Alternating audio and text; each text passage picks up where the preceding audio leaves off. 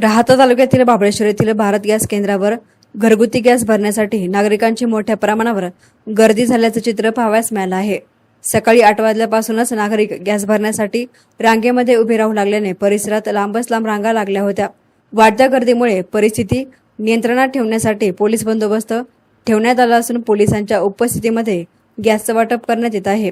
दरम्यान दीर्घ प्रतीक्षा आणि वाढत्या गर्दीमुळे काही ठिकाणी नागरिक आणि कर्मचाऱ्यांमध्ये शाब्दिक चकमकी झाल्याचंही समोर आलं आहे। अनेक नागरिकांना तासनतास उन्हामध्ये राहावं लागत असल्यानं नागरिकांमधून विशेषतः महिलांकडून नाराजी व्यक्त केली जात आहे। या परिस्थितीचा सर्वाधिक त्रास महिलांना सहन करावा लागत असून त्यांना मोठा मनस्ताप सहन करावा लागत असल्याची भावना व्यक्त होत आहे।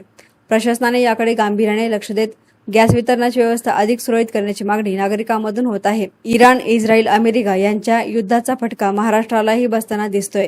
गॅसचा तुटवडा, शेतकऱ्यांचा माल निर्यात होत नसल्यानं शेतमालाचे गडगडलेले भाव, आखाती देशामधून ड्रायफ्रूट सारख्या आयात केलेल्या मालाचे वाढलेले भाव अशा अनेक समस्या उद्भवत आहेत। युद्ध लवकर न थांबल्यास आपल्याला गंभीर समस्याला सामोरं जावे लागेल यामध्ये शंका नाही।